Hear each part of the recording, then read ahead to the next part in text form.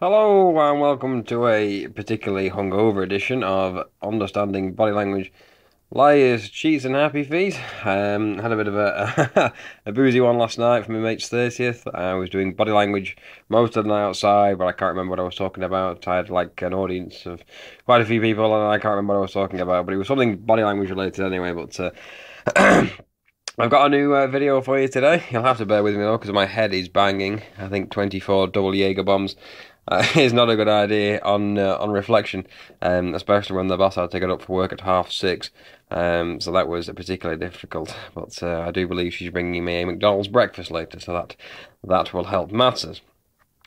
Right, okay, so what video I've got for you today is Jermaine Jackson. He did an interview on CBS News talking about Dr. Conrad Murray. So let's start the interview and let's see if we can spot anything. You'll have to be my eyes and ears, I'm afraid. So this trial of Dr. Murray is just days away from the beginning. Everyone knows he was your brother's personal physician, and I just want to remind everybody, you know. Okay, so that's Dr. Conrad Murray. I'm sure you're all fully versed in who he is. Look at that expression there, sadness. Basically standing trial because he's accused of giving a lethal dose of a powerful. There we go. Okay, first thing I noticed there. Look at the eye break. Eyes go right down. Look. Dose of a powerful anesthetic called Hang on a second. Okay. Hang on a second. Watch it again. Now he breaks the eye contact. Giving a lethal when she says lethal. Okay, so we see a flash of sadness with the eyes. Called propofol the night that Michael died. Okay. This trial is going to be televised. There's going to be a lot of media attention. Now, the thing with Jermaine Jackson is because he's got such pronounced cheekbones here, which is at the lower zygomatic area, it makes it difficult to flash emotions on his face. So micro expressions here are quite difficult for Jermaine to flash because he's got such pronounced cheekbones. But he uses his gestures well. He's got excellent use of the hands, use of illustrators, and also got use of regulators as well. So we'll see those here. Bracing yourself for what's going to happen. That's a good question. Well, the family is we're being strong. Okay, so we see an automatic pacifying gesture there by watch it again. So now how instinctively after that he starts rubbing his upper thighs.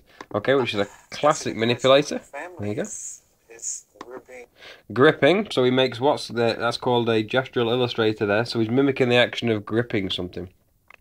That is not a gestural emblem because if you look like that, it looks like an aggressive gesture, but it's not. So you've got to read it in context. So that there is an illustrator. Strong. We're hoping that we get not closure, but get some answers to a lot of questions that we've had. Like what questions? It was just not one time that they were doing this to him. It was over a period of times, and they were giving him this propofol. Which wasn't. So that's an example of a gestural slip.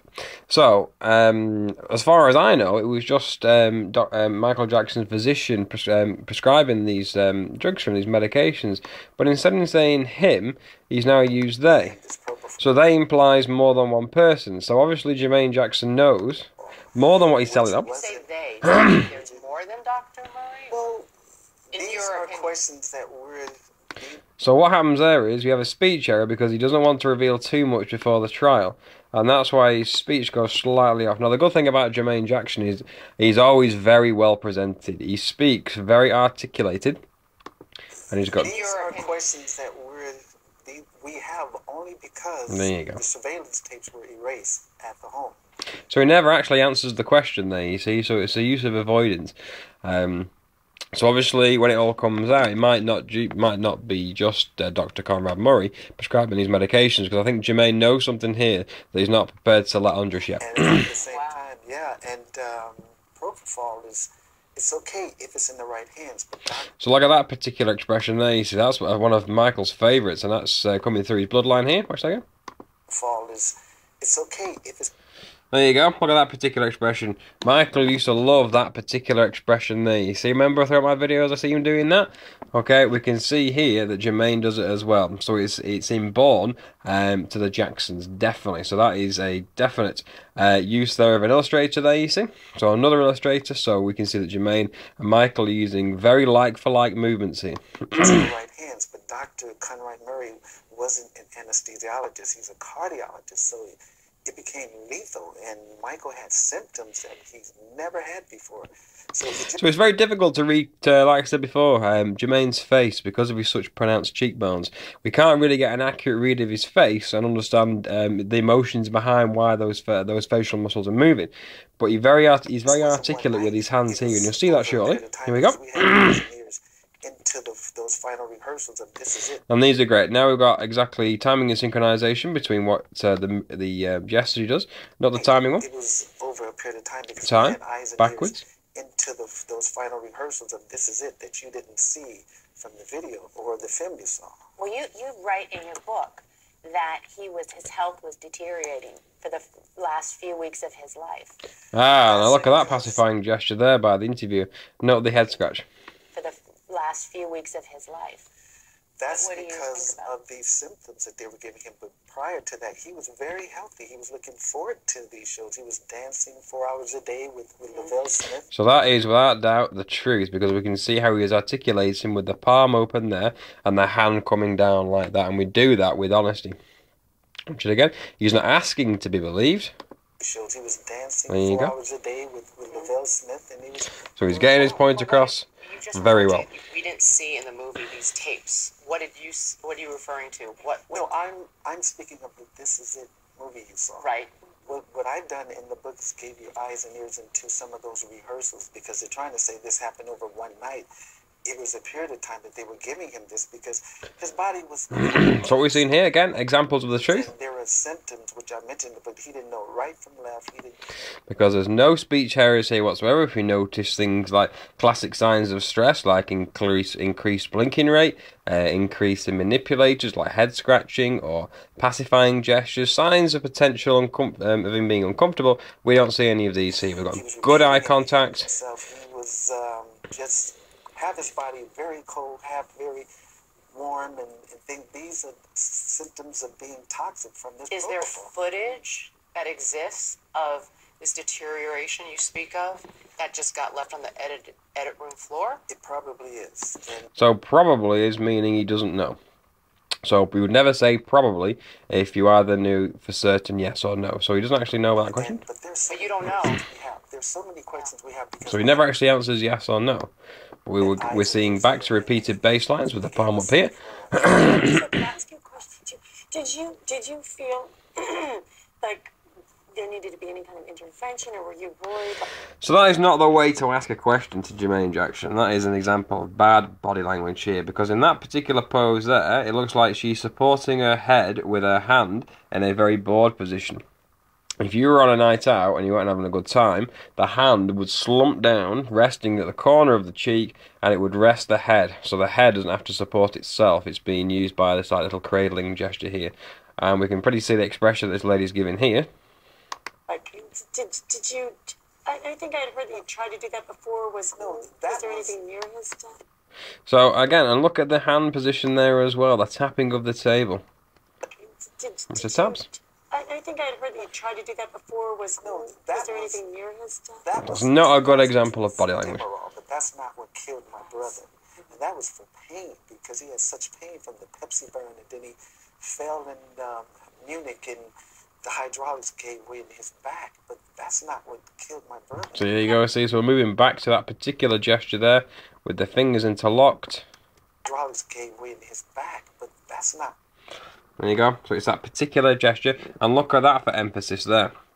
So that's not a flash of anger, because he's got very high cheekbones. Now, do you feel but he's very relaxed. Responsibility as his brother? Look at those particular expressions there. Palm open gestures. Do you feel like any guilt? Not that you That's should, how you ask a question. Open palm gestures. And that means Jermaine will be able to open up. Very similar. Response. No, I feel as a brother that is very important. And that's a very good example there of the palms coming down, and it's called a power play.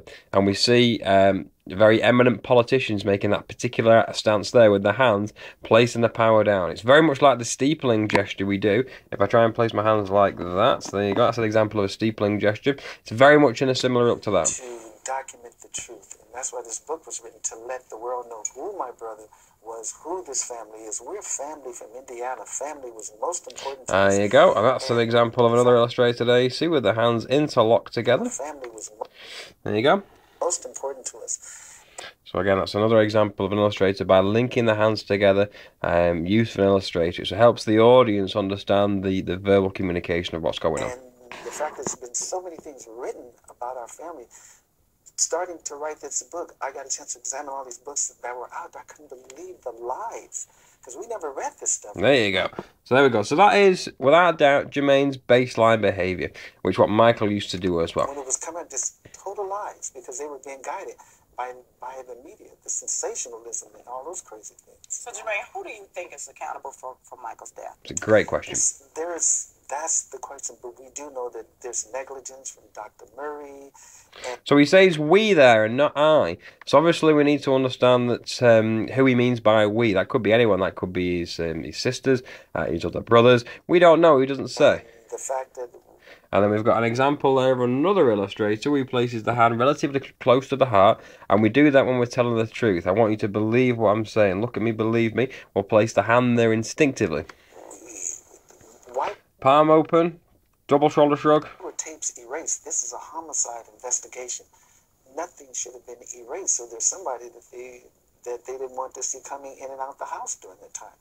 And the question is, Michael was not a drug addict. There you go. So now we're seeing use of emblems now, by placing the hands like that to show the audience that we're using numbers now. So he's not a drug addict, and he'll go down the order of the chain just like that. So it's almost a variation of sign language here.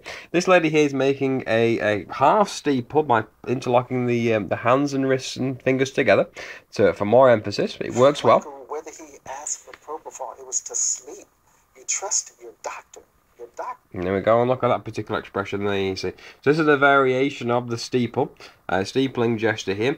For it to be a true steeple, that right hand would need to be a little bit higher up, and it would look like she's got confidence. But you don't want to use a steeple too often, because you look arrogant and pompous, and especially if you're the interviewer, that's the last thing you want, because you will not develop good associated rapport with the interviewee. He takes an oath to take care of you, not to take your life. So there you go. So that's the end of the interview by Jermaine Jackson. Yes. If you look at those body language positions there, you see. Interesting to note the leg and foot positions. A lot of leg folding, a lot of leg crossing. That's all fine. This lady here is the odd one out. She's supporting her head by her hand, a sign of disinterest, which is a shame. We've got the full steeple going on by that lady there. We've got an arm fold there, but it's a good position to be in, and Jermaine's in the right place as well. So if you've ever been interviewed by a lot of people, try and get into the middle, especially if you're looking for attention and looking for people to believe what you're saying. It's a good place to sit. So there you go. So I actually managed to get through this interview relatively okay after having 21 Jaeger bombs last night, and thankfully they almost had to carry me up the stairs last night, but I don't feel too bad now, thank the Lord. If you've got the time, please check out my body language page on Facebook. It's called Understanding Body Language Lies, Cheats and Happy Feet. I don't know what possessed me to update my status at 3:30 in the morning last night trying to type something illegible, but never mind. And I've got to say a big thank you to my lovely, wonderful girlfriend Kat for making me a good brew this morning, getting me out of bed, because I was not. I was tremendously hungover, which I still am. But I'm relatively understandable, I hope, on this video.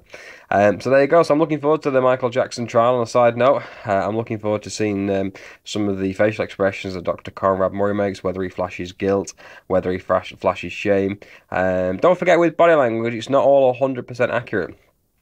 If Conrad Murray had an ulterior motive and he actually wanted to kill Michael Jackson, he's not going to flash guilt or shame, because he won't feel that particular emotion to be glad he did it. He might flash contempt, but then again he might not. So we need to understand complex understandings of emotions, which obviously, if you're interested in learning about concealed emotions, I can highly recommend Dr. Paul Ekman's work and his books Telling Lies and Understanding Emotions and things like that. So we need to get an understanding of why people feel what they do and why they flash particular expressions on the face. But like we said with Jermaine, he doesn't flash a lot of expressions on the face because of his high pronounced cheekbones. So his muscle structure of the face isn't allowing him to make all those different movements. He still has 43 muscles of the face, just like we all do, but because he's got quite pronounced cheekbones, his micro-expressions are not easily detectable. So there we go. So with that in mind, if you want to check my body language page out, you've just seen it, just check out the link at the bottom of this page. Please click that, let me know If you like this video, if anyone's got any paracetamol for my banging headache, then please send them over. And I look forward to speaking to you all soon. So, take care and bye-bye for now.